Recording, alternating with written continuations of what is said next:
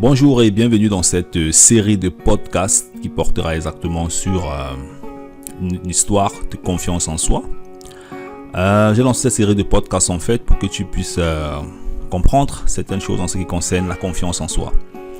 C'est un sujet qui est assez fondamental, c'est un sujet qui est assez important et qui touche l'ensemble des secteurs dans notre vie, que ce soit les relations, la santé, la finance, l'éducation, la manière même de se réaliser dans la société. Donc, dans cette série de podcasts comme ça, je vais exactement te parler d'une histoire de confiance en soi et tu pourras toi-même voir dans ta propre vie si tu te sens concerné ou alors si tu es déjà à un niveau un peu plus élevé en ce qui concerne en fait les thématiques que je vais mettre en fait à ta disposition. Pourquoi est-ce que j'ai voulu parler de cette histoire de confiance en soi? Il y a plusieurs livres en fait qui donnent des techniques pour développer sa confiance en soi. Il y a plusieurs livres en fait qui donnent des méthodes assez intéressantes pour pouvoir développer sa confiance en soi. Et je vais notamment aborder ici précisément le cas des Africains.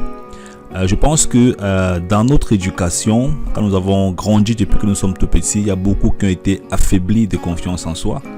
Parce qu'il y a beaucoup d'enfants qui ont été grandis avec des insultes, avec des injures, avec des mots réprimandants. Ce qui fait que ça a blessé intérieurement leur estime personnelle et sur le long terme, en fait, ça s'est enraciné dans leur cerveau sans qu'ils ne se rendent compte. La confiance en soi, c'est un peu comme une sorte de muscle, ce qu'il faut comprendre. Je ne sais pas s'il y a des gens qui naissent avec la confiance en soi. Je pense en fait que la confiance en soi, c'est un muscle. C'est un muscle en fait, si tu imagines un sportif qui va chaque jour aux entraînements, un sportif qui va... il va faire du sport ou bien c'est pas trop, et c'est au fur et à mesure qu'il fait du sport qu'il devient musclé, ou alors c'est au fur et à mesure qu'il fait du sport qu'il atteint un certain niveau de croissance élevé, et c'est comme ça que la confiance en soi fonctionne. J'ai fini par comprendre en fait que la confiance en soi c'est le centre en fait de réalisation de plusieurs domaines dans la vie, que ce soit le domaine chrétien, que ce soit le domaine professionnel, que ce soit le domaine financier, le domaine de la santé. Peu importe les différents domaines, la confiance en soi est au centre en fait du niveau de réalisation de tous ces domaines.